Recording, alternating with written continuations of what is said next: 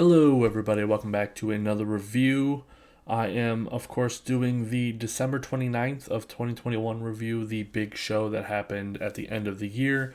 We had many belts on the lines. I believe we had the Future belt, the Artist belts, the High Speed belt. We had the White belt and the Red belt on the line. Now, I'm going to just say this right off the bat. So, if you're looking for an opinion on a certain match, you don't have to watch the whole review. I I am not going to be covering the final match of the show very much, almost barely, and I'll go more into that when I get there.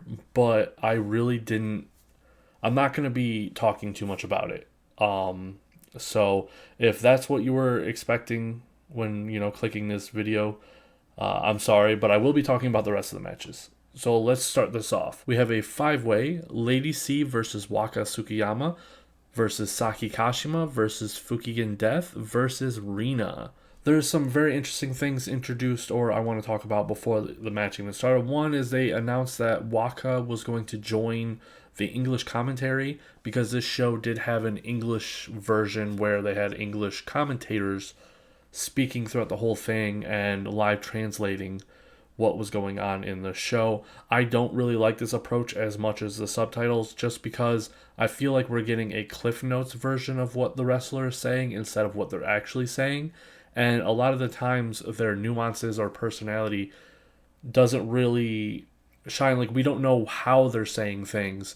We just know like the gist of what they're saying. And I think that's very important. But, this is all we got for the big shows nowadays. Hopefully, I don't know if that's just how it's going to be forever now. It's a shame if it is, but that's just what it's looking like.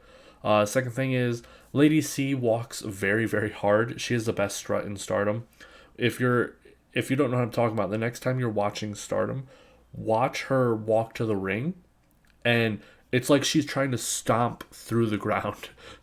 I don't know. I just call it the Lady C strut. It's very interesting. There are 3 Odotai members in this match against a Cosmic Angels person and a non-affiliated who would then later join Queen's Quest, Lady C. So obviously Odotai teams up on the rest of the other two. For the majority of the match, there are some funny spots here or there where Odotai tries to turn on each other to get that win, but for the most part, they do act as a team. There is this really funny spot where Odotai sits down and Fukigen Death does her like whole miming smoking thing, but Saki and Rina join along, but the ref gets really upset at Rina and starts scolding her for smoking. I think that's a really funny thing. They've probably done that multiple times, mostly because that's what the comedy wrestlers in Stardom tend to do. They tend to do a new skit and then they do it like 5 times in a row for like the next 5 shows, and then they move on to another skit. So I doubt this is like new, but it was new to me because I haven't really been watching wrestling. Alright, now let's look at some highlights from the show. Yeah, Waka has like a new neck chop, like neck throat strike. It's really funny. There's this whole spot where she hits like everyone in the match with it one after another. It doesn't look that great, but I mean it's just supposed to be a comedy thing. Fukigen Death ends up getting the win here, which is obvious. This is a textbook, opening match. It's nothing too special, like nothing to write home about, but it was kind of fun and it was good for who was in it. Like there really wasn't too much they could do here. So with that out of the way, let's move on to the next match where we start getting to the actual good matches of the show. We have the Future of Stardom title, Ruka, the current champion at the time, facing Hanan, and I say current champion because obviously she loses it, which is really cool. I'm a big fan of Hanan getting the belt.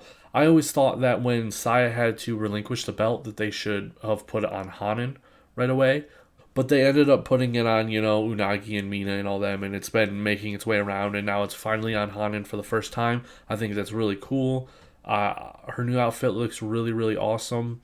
Her hair was really cute. I guess it was done by Yurie, who I still don't know why she's at Stardom. I mean, they have 2 ring announcers now, but, well, technically 3 because they have that guy. So I'm not really sure why Yurie is still around. But it's cool to see that she is.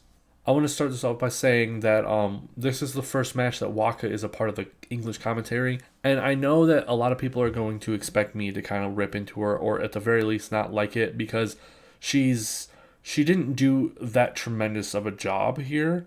But I gotta say, I'm actually a big fan of her addition here. I think she did a really good job. I just think that she was really nervous and or not really sure how much she was allowed to chime in or what she should chime in with. And I think it also was because she was so mesmerized by the matches that she was just kind of watching it the whole time and was forgetting to say things. But I really like her addition there because she would say the name of like pretty much all of the wrestling moves after they were done, and that was really cool to actually see the names getting thrown out there, because I don't really watch wrestling with commentary very often, almost never, because Stardom is really the only wrestling I do watch. So it's hard to come around the names of these wrestling moves because when you look up the wrestling move names online, like on the wiki or whatever, there's no video or photos to really show you what that move looks like. It's literally just text description. And sometimes the text description doesn't exactly match what I think is going on. So it's hard to connect the moves with the move names just based on text descriptions. So her doing that was really good. She also would very rarely speak too much, and the way that she would say things is just straight up adorable. It was she's a very very cutesy like sounding voice, and the way that she would just agree with everything by going like yes, like it was really really cool. I think it was a really good addition, and I honestly would not be opposed if they were going to keep doing English commentaries.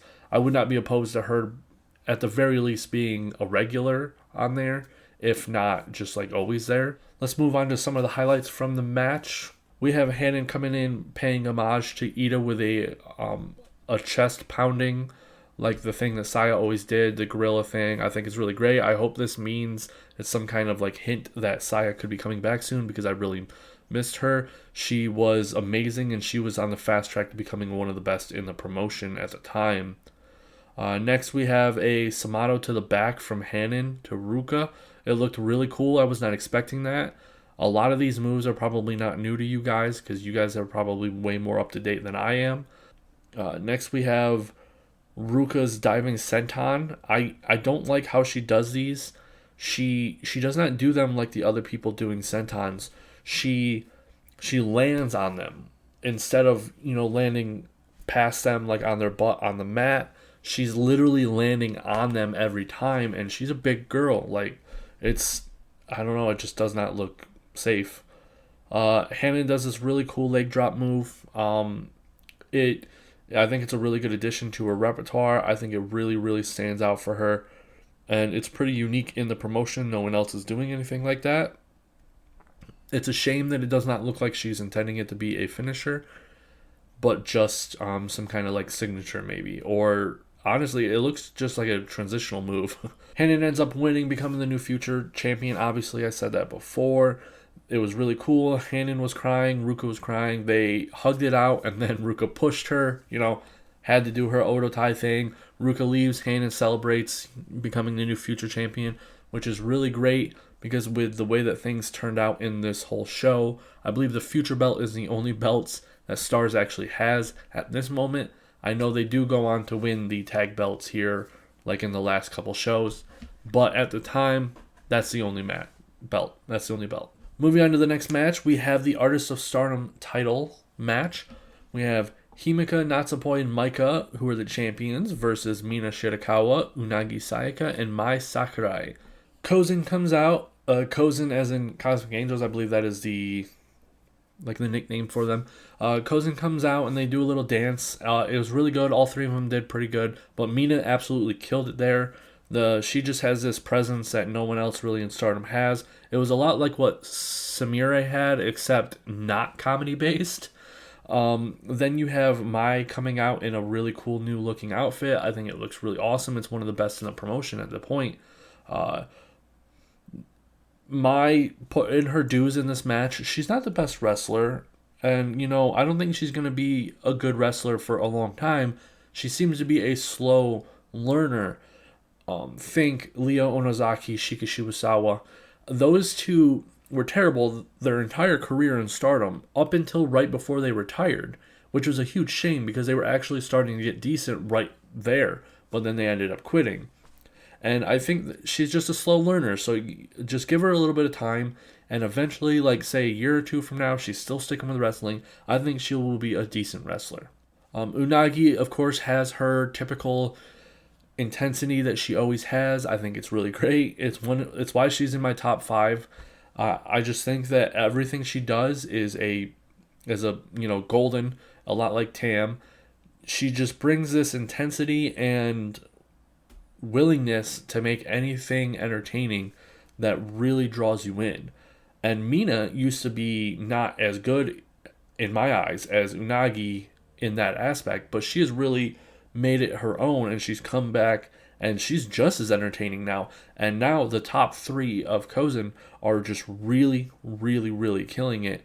And they've honestly become probably my favorite faction now that Momo's out of Queen's Quest, because my Queen's Quest being my favorite faction was pure loyalty to Momo and the way that Queen's Quest was. But now that Momo's out of there, I mean, one of my least favorite wrestlers is in Queen's Quest, and so it's no longer the group that I'm cheering for over other ones now. If I had to choose two groups that I'm cheering for more than anything else, it's Odo Tai and Cosmic Angels, with Cosmic Angels being on top. I mean, you have Tam, you have Unagi, you have Mina. Mai's not that great, but I believe she'll get to the point where you're not upset with her in matches. And then you have Waka, who I really haven't seen too much of, but I believe she's trying her hardest just like Mai. I don't know if she's a slow learner yet, but it kind of looks like she's going to be. Obviously, DDM ends up winning and keeping the belts. While I am happy that Himika finally gets a belt in Time to Shine, because the last time she got a belt, she almost immediately lost it to Julia and Shuri, which was just crap. I am not, I don't like how overpushed DDM is. From the very beginning, they have pretty much held all of the belts in the promotion. At the time of this show, at the end of the show, at the end, they are holding the red belt, the SWA belt, the tag belts, the triple belts. That is 3 for the triple belts, right? 2 for the tag belts, so there's 5. Then you have the red belt and the SWA belt. That is 7 belts. 7 belts on one group. Whereas Stars had the future belt. DDM or Odo Tai had the high speed belt. And Queen's Quest has the white belt. That's it. I just don't think that I don't like how much DDM is backed in this promotion. There is no losing for DDM. They're always on top no matter what. No matter what they do, no matter what happens, they always come out on top. Even their worst people would be the top people in the faction in other factions.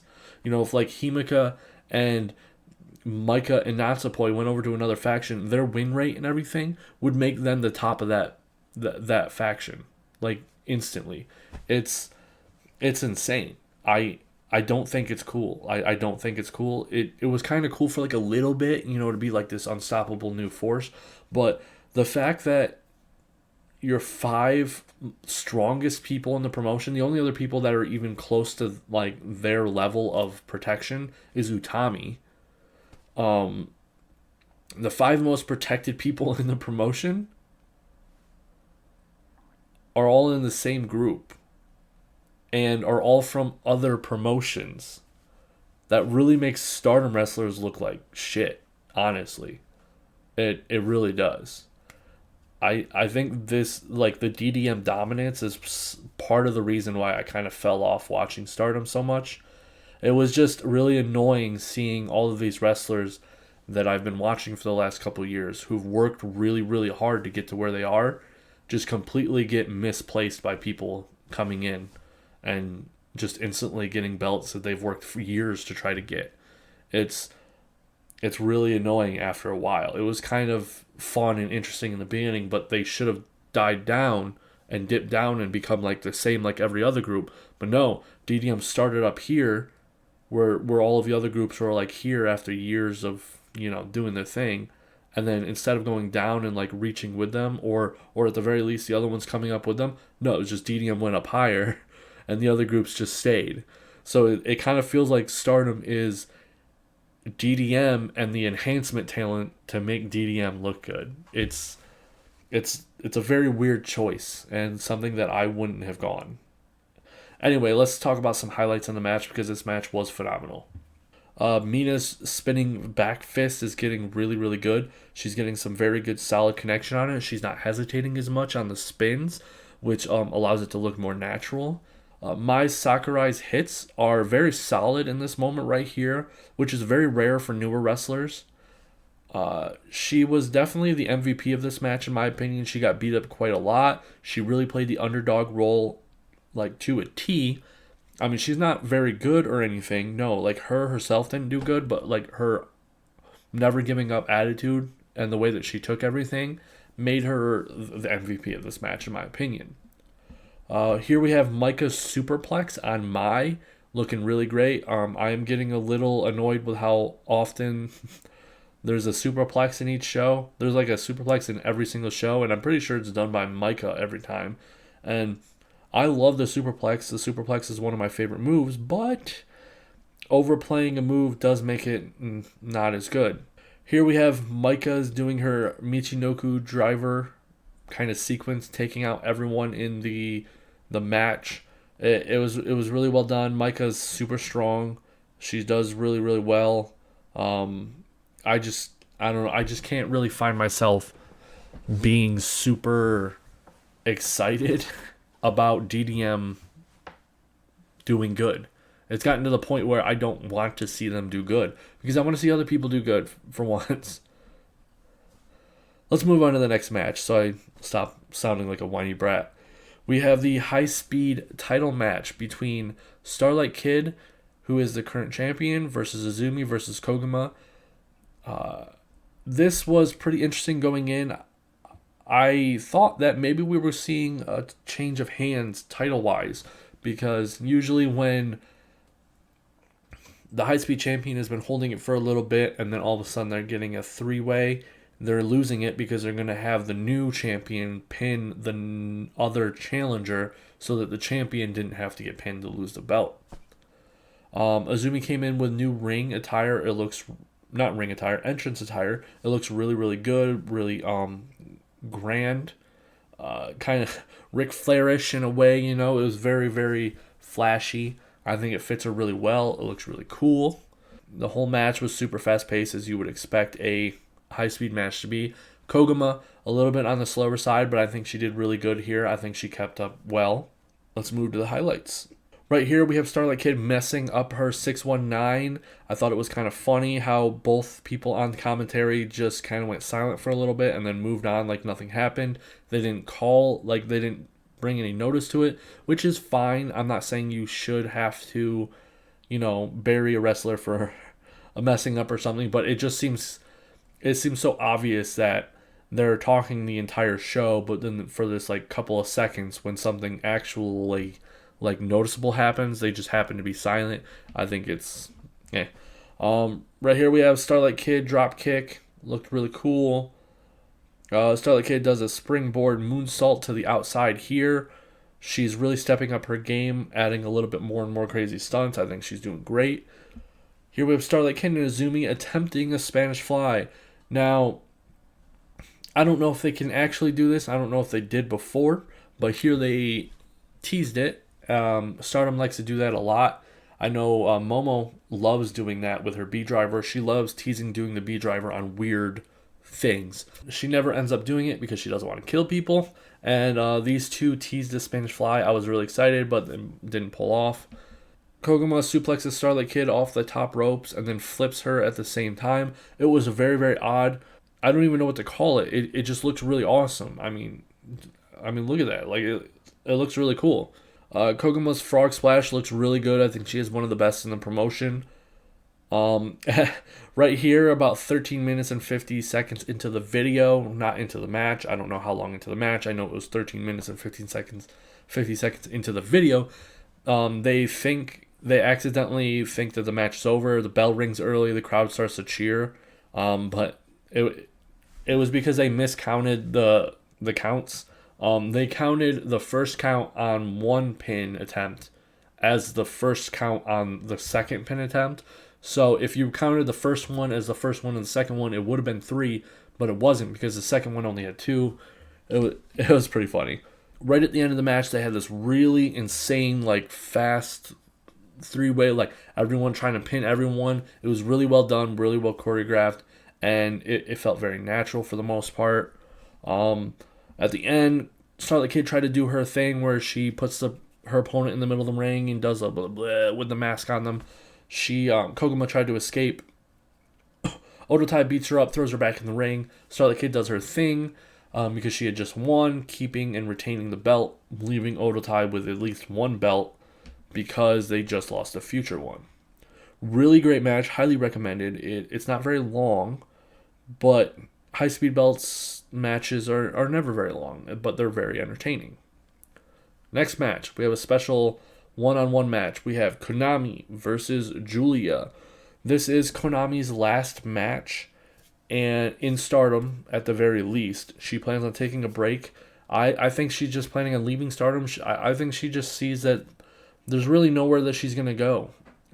Everything that she is, they are doing with Shuri. You know, this unstoppable killer who's just highly skilled and way better in the ring than everyone else technically wise.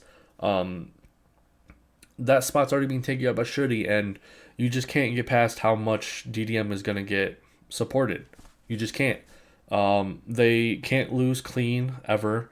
They just can't ever look bad. Like, if you guys wonder why everyone's joining Odotai, it's so that they can finally actually start getting wins in Stardom, because they're just not allowed to beat DDM members clean.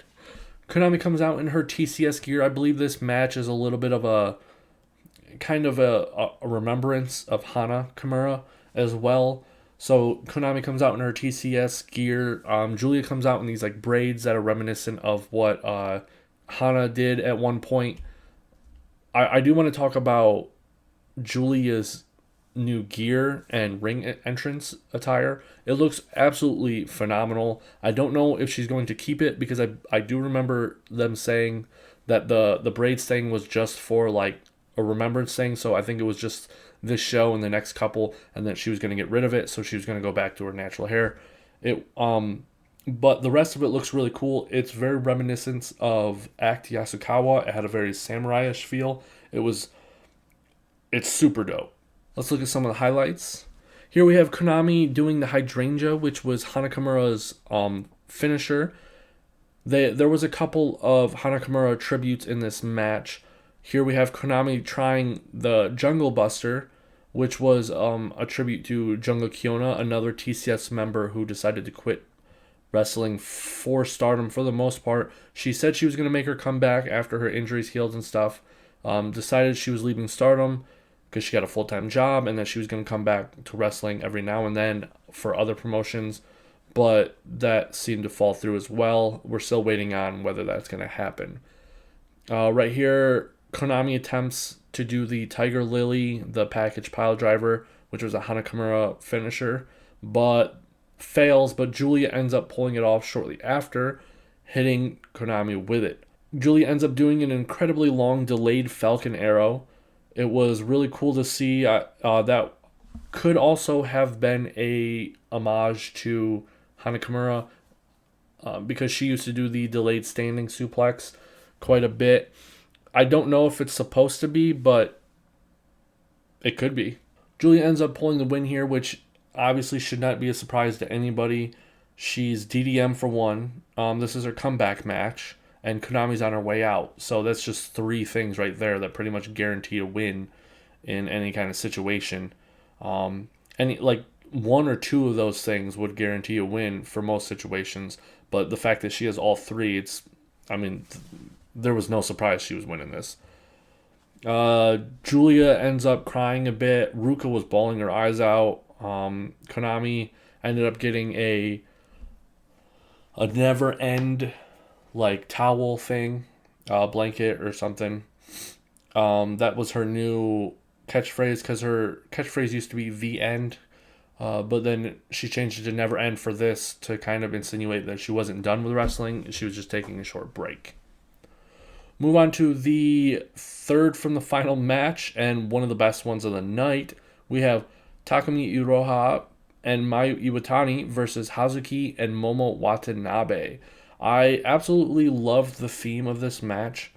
It was really awesome, and I don't even know if it's intentional, but it was kind of like best friends or old teammates who both went on different paths finally teaming again for the first time in years. I thought that was a really, really cool kind of look over the match. It was also just a great matchup. Unfortunately, Hazuki's very rusty, and not nearly as good as she used to be before retiring. So, so the match wasn't as great as it could have been, but it was still phenomenal. Don't get me wrong, it was amazing. There's this really funny part in the beginning of the match where Momo refused to shake hands with people, and the commentators were like, "Oh, she's changed." I'm like, "What? Do you guys not remember there was a whole thing, like years, of Queen's Quest refusing to shake hands with anybody?" But I guess you could say that she changed in the fact that even though they used to not shake hands with anybody, there were moments where they would shake the hand of someone who was kind of higher up in skill that they respected, and this would have fallen into that line. Momo has shaken Mayu's hand plenty of times before this, and she's probably shaken Takami's. I can't remember if they ever faced off during the few times that Takami's come over. So let's look at the highlights. We have Momo Watanabe goes directly to the floor instead of the apron after tagging out. Little details that show a difference in her character. Momo Watanabe tags herself in and Hazuki doesn't realize. She then comes in and throws Hazuki out of the ring and attacks Mayu Iwatani with a lot of aggression. It was very funny. It was very awesome. Just little things that Momo's doing nowadays that really makes her stand out as different than what she was in Queen's Quest. Here we have Momo Watanabe taunting Takami while holding Mayu Iwatani in a submission, kind of taunting her to try to tag. It was very good heel work. We have Takami here and Momo's kick battle, very, very awesome and powerful. We have Mayu Iwatani messing up and grabs Hazuki on accident, messing up Takami's move. Takami then hilariously starts yelling at Mayu while getting beat up. It was a very funny comedy bit, kind of showing that while they used to be friends and partners, that, you know, it's been so long that they're not exactly on the same page sometimes. Here we have Hazuki doing a corner code breaker, which always looks very brutal. I don't know how they pull these off without getting people hurt. Mayu Iwatani does a Hurricane Rana off the top rope on Hazuki, or a Frankensteiner, whatever you want to call it. Waka seems very hell-bent on calling literally every single one of them a Frankensteiner, and let's not argue with her. She sounds correct. Next we have Hazuki doing a brain buster. She does really, really well with that. Obviously, that used to be her finisher.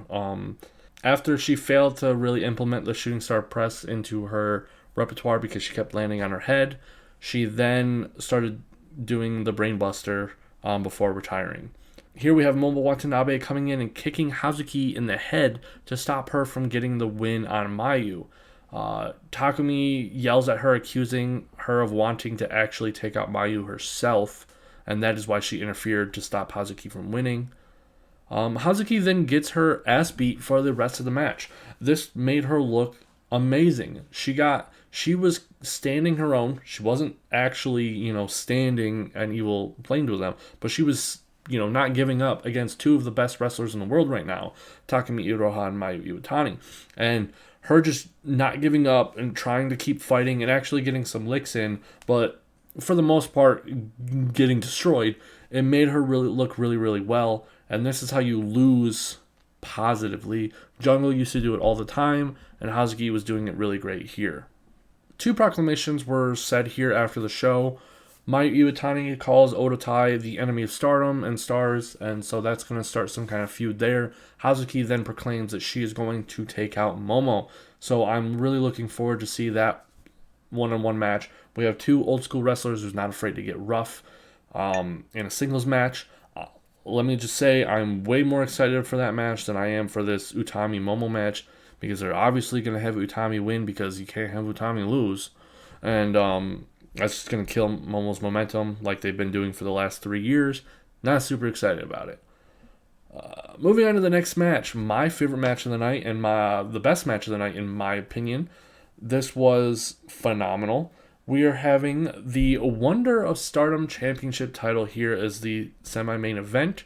Tam Nakano, the champion, defending against Saya Kamitani. This is Saya Kamitani's second time challenging Tam for this white belt.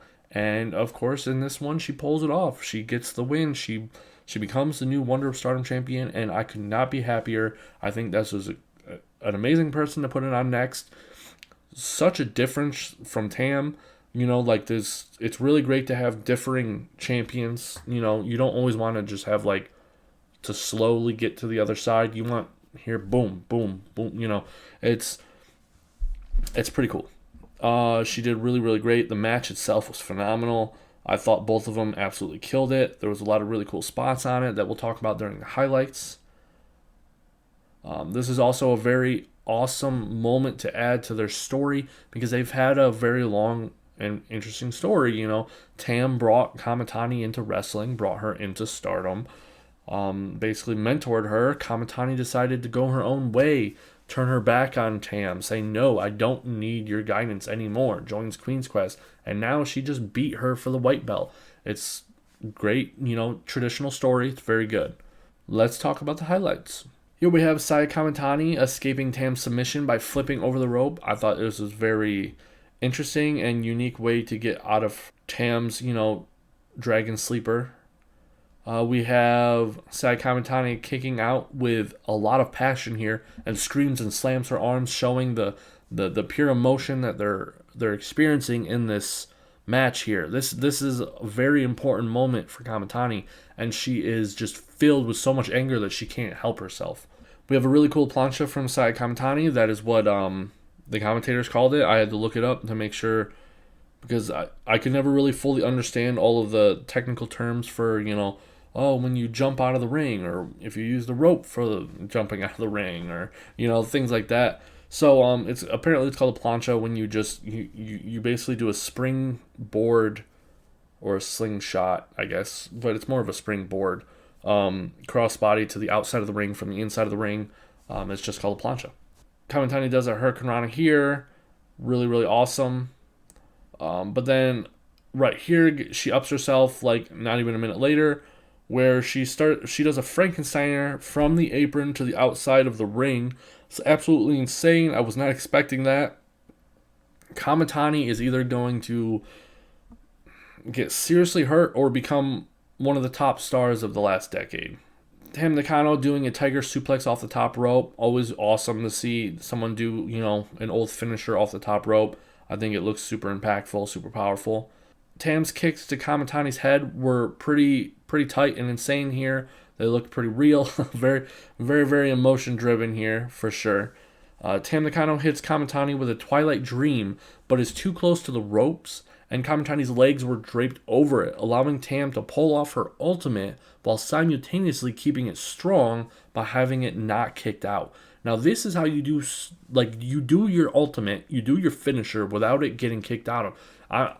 I feel like finishers are getting kicked out of too much, okay? And this is a great way. She pulls it off. Kamitani would have been done.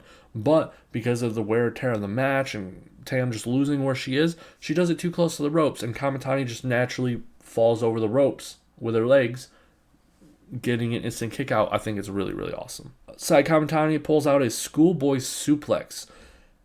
And holy shit, Kamitani is super strong. I was not expecting this. I mean, look at this. She does the suplex, the schoolboy, and then she just freaking deadlifts her and does a suplex off.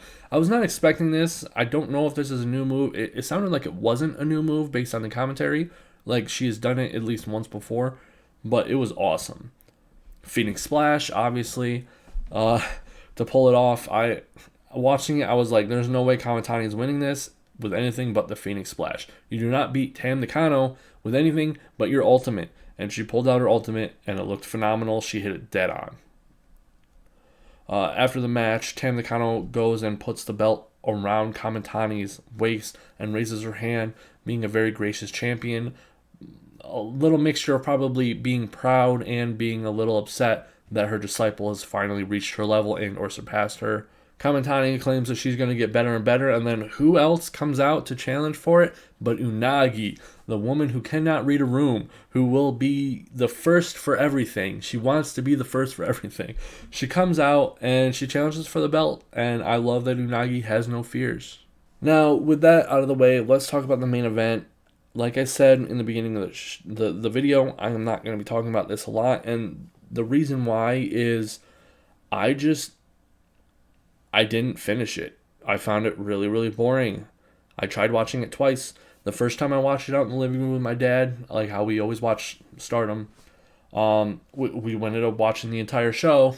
But then this one come on, he just instantly walked out because he's way more done with Utami than I am. And then I tried to sit there and watch it because I planned on doing a review and I wanted to do a review. But like 10 minutes in, I was just like, oh my god. And then, like 15 minutes in, I was like, okay, I started playing on my phone. I just couldn't do it. I was really bored after such a great show, a very long show.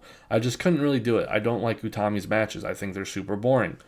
So when I went to go rewatch every match for the review to write, the notes, I was like, okay, I'm gonna sit here, I'm gonna watch the match.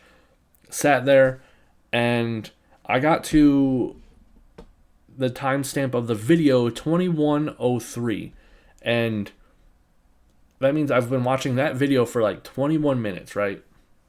And I have 2 highlights written down. Every other match, I had way more highlights. I think the only other match I had only 2 highlights was the opener match.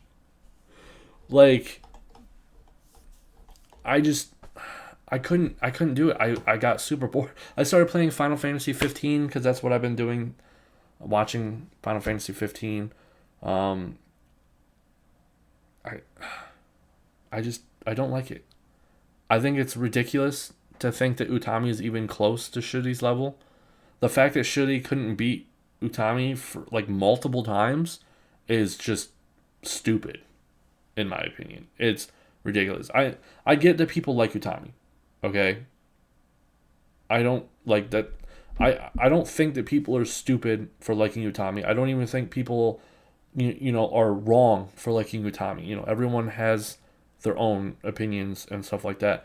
But for me personally, I just can't stand her. She got handed everything from day one. And I know she works hard. She obviously works hard, just like everyone else in the promotion. But everyone else in the promotion doesn't get handed things all the time like she does. I mean, day one, she time limit drawed with Jungle Kiona. Day one. First year of wrestling, she won 5 belts, I believe, and made it to the finals of the 5-Star Grand Prix. Her first year of wrestling. Not first year in Stardom. Not, first year back from wrestling. First year ever in wrestling. And she just wasn't that good then. And she's not this good now. She's gotten much better, obviously. I just can't comment on Utami because I can't get through a match. It's so boring. So I'm sorry. If you were expecting me to talk about this match or to think like, oh, this is the match that's finally going to get Strokovich to come around on the Utami train. It's not. And I don't think it ever is going to be. I give her a chance every single time. I sit down, I give it a good hard try, but I just get so bored that I have to go do something else. Which sucks because this is a great story for Shudi. This is a great Shudi storyline. I just think it's tainted with it being with Utami. And now they're trying to paint it now they're about to ruin Momo's momentum with Utami because she just lost her belt. I just don't like her. I like Micah more than I like Utami, and I'm not a big fan of Micah either. All right, well, with that out of the way, uh, for those of you who stayed or just skipped to watch the last match review, even though I said I wasn't going to talk much about it, I'm sure you're not watching this part now because you're probably expecting me to be like, "Oh, it was so good. I just don't have much to say about it. You should go watch it." No, I just don't. I just don't like. I have better things to do than watching a Tommy match. It's just a waste of my time, really. I just don't enjoy it. I don't like doing things I don't enjoy. So I just can't sit through it. Um so for the show itself, pretty much I would recommend every single match. Yes, even the last one, because from the consensus online is like almost everyone loved this match. People were like rating it 5 stars and saying it was like the best match of all time. I That's fine. A lot of people like it, so you might like it. I can't personally recommend it. I would say watch every match except the first one and the last one. That would be my recommendations if you want to watch some really, really, really good wrestling. But if you want to take literally everyone else's recommendation, watch the last match too. Because out of the two highlights I did end up writing, my first highlight was 17 minutes in to the video. I don't know how long into the video they actually got around to start wrestling, but 17 minutes in was my first highlight, and it was Shitty doing her diving leg drop to the apron. And then my next highlight was Shitty doing her Frankensteiner from the apron. So, yeah. Or at least I think it was Shitty. It might have been Utami. I didn't write the name for this one. Anyway, thank you for watching. I would highly recommend this show. I think it's a really great show. I wish they would have done subtitles instead of the live commentary, live translation. But can't have everything. And with Thekla joining the promotion, she said that she was going to be helping with English translations. I don't know if that means her actually doing the translations or if that means her doing the commentary, but we shall see. Um, and if I don't know how long it's going to be until my next review because I don't see like a big show coming up anytime soon, but I will try to do reviews on all of the big shows from now on. All right. Bye.